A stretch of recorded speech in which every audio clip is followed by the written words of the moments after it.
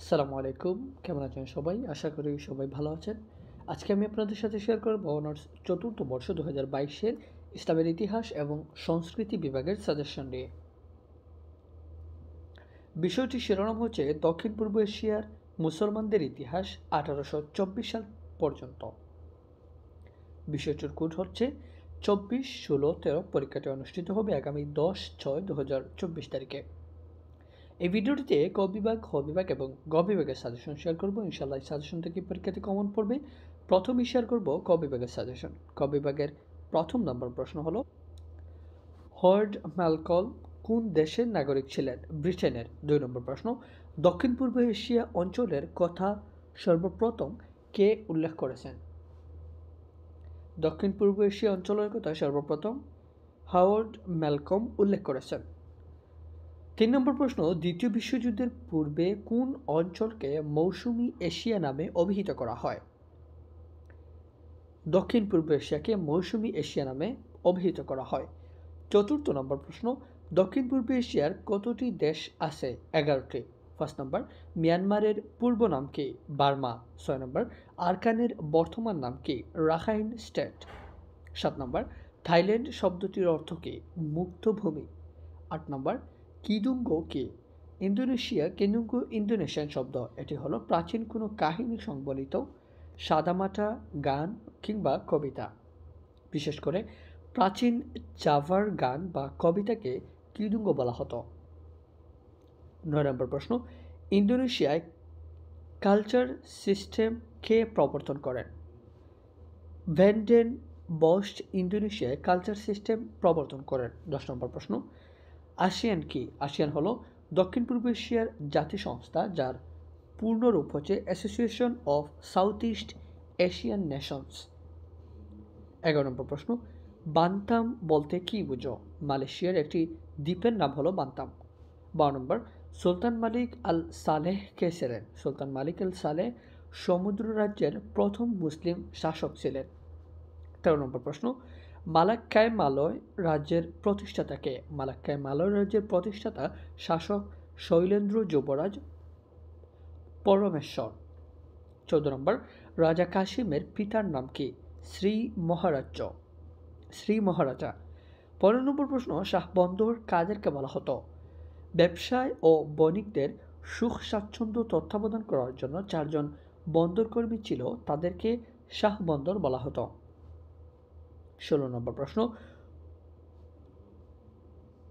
কোন ইউরোপীয় দেশ সর্বপ্রথম এশীয় বাণিজ্যে অংশগ্রহণ করেছিল?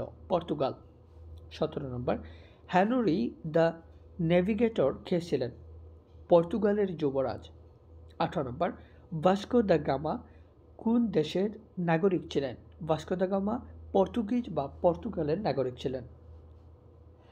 ১৯ নম্বর প্রশ্ন, কখন ভিওসি প্রতিষ্ঠিত হয়? ১৬২০ সালের মার্চ মাসে। ২০ নম্বর, কার্তিনি কে ছিলেন? ইন্দোনেশিয়ার নারী অধিকার কর্মী। ২১ নম্বর প্রশ্ন, জাকার্তাকে কে বাটাভিয়া নামকরণ করেন? জেপি কুয়েন। ২২ নম্বর প্রশ্ন, ইন্দোনেশিয়ায় কে কালচার সিস্টেম প্রবর্তন করেন? ভ্যান বস্ট ইন্দোনেশিয়ায় কালচার সিস্টেম প্রবর্তন করেন। ২৩ নম্বর, অ্যাংলো ডাচ চুক্তি কত সালে স্বাক্ষরিত করা হয়? ১৮২৪ সালে স্বাক্ষরিত হয়। ২৪ নম্বর প্রশ্ন, কত সালে সিঙ্গাপুর প্রতিষ্ঠিত হয়? ১৯৫৮ সালে। ২৫ নম্বর প্রশ্ন, কখন ইস্ট ইন্ডিয়া কোম্পানি গঠন করা হয়? ১৬০১ সালে। ২৬ নম্বর প্রশ্ন, কাদের ডাচ বলা হয়? হল্যান্ড বা নেদারল্যান্ডের অধিবাসীদেরকে ডাচ বলা হয়। ২৭ নম্বর, বেন্দাহারা অর্থ কি? প্রধানমন্ত্রী। ২৮ নম্বর প্রশ্ন, মাহুয়ান কোন ধর্মের লোক ছিলেন? মাহুয়ান ইসলাম ধর্মের লোক ছিলেন। ২১ নম্বর প্রশ্ন, পণ্ডুক ব্যবস্থা কি? এই পদ্ধতির শিক্ষা ব্যবস্থা মাদ্রাসা ভিত্তিক ইসলামী শিক্ষা ব্যবস্থা। পরবর্তী প্রশ্ন হলো, দক্ষিণ পূর্ব এশিয়ায় কারা ইসলাম ধর্মের প্রসার ঘটান? আরব ও পারসিক মুসলিম বণিক দক্ষিণ পূর্ব এশিয়ায় ইসলাম ধর্মের প্রসার ঘটান। ৩১ নম্বর প্রশ্ন, দ্য টাইগার অফ বাইসাইকেল নামে পরিচিত কোন দেশ? ভিয়েতনাম। ৩২ নম্বর প্রশ্ন, পূর্ব তিমুরের রাজধানীর নাম কি? দিল্লি। ৩৩ নম্বর প্রশ্ন, সাউথ ইস্ট এশিয়া হাইকমান্ড কবে গঠন করা হয়? 1943 সালের মে মাসে। 34 নম্বর প্রশ্ন, তুহফাত আন নাসিফ গ্রন্থটির রচয়িতাকে? আল রাজি। 35 নম্বর, দক্ষিণ পূর্ব এশিয়ার দুটি মুসলিম রাষ্ট্রের নাম উল্লেখ করো। ইন্দোনেশিয়া এবং মালয়েশিয়া। সর্বশেষ প্রশ্ন, কে দক্ষিণ পূর্ব এশিয়াকে ট্রপিক্যাল ফার ইস্ট নামে অভিহিত করেন? জে.এস. ফার্নিভাল। এটাই ছিল ক বিভাগের সাজেশন। এখন শেয়ার করবো খ বিভাগ। খ বিভাগের প্রথম নম্বর প্রশ্ন, দক্ষিণ পূর্ব এশিয়ার সংক্ষিপ্ত পরিচয় দাও। 2 নম্বর, আসিয়ান কি এর অন্তর্ভুক্ত রাষ্ট্রগুলোর নাম উল্লেখ করো। 3 নম্বর, দক্ষিণ পূর্ব এশিয়ার মুসলিম রাজ্যসমূহের নাম উল্লেখ করো। 4 নম্বর, জে.পি. কুয়েন সম্বন্ধে যা জানো আলোচনা করো। 1 নম্বর, তুন গেরাক কে ছিলেন? 6 নম্বর, মালাক্কার 5 জন মুসলিম শাসকের নাম উল্লেখ করো। 7 নম্বর, তুমেশিরেশ তার সুমা ওরিয়েন্টাল গ্রন্থে মূলত কি বর্ণনা আছে? 8 নম্বর প্রশ্ন, মোহাম্মদ ইস্কান্দার মির্জার পরিচয় আলোচনা করো। 9 নম্বর, ফেডারেটেড মালয় স্টেট সম্পর্কে আলোচনা করো। 10 নম্বর, সারাগোসার সন্ধির ধারাসমূহ আলোচনা করো। 11 নম্বর প্রশ্ন, আলবুকার্ক কে ছিলেন? 12 নম্বর, স্টেট কাউন্সিল সম্পর্কে একটি টিকা লেখো। 13 নম্বর, বন্দর নগরী হিসেবে সিঙ্গাপুরের পরিচয় দাও।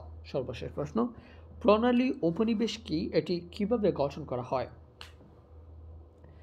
এখন শেয়ার করব গ বিভাগের সাজেশন। গ বিভাগের প্রথম নম্বর প্রশ্ন হলো, দক্ষিণ পূর্ব এশিয়ার নামকরণ ও ভৌগোলিক পরিসীমা বর্ণনা করো। 2 নম্বর, দক্ষিণ পূর্ব এশিয়ার ইসলাম পূর্ব প্রেক্ষাপট সম্পর্কে আলোচনা করো।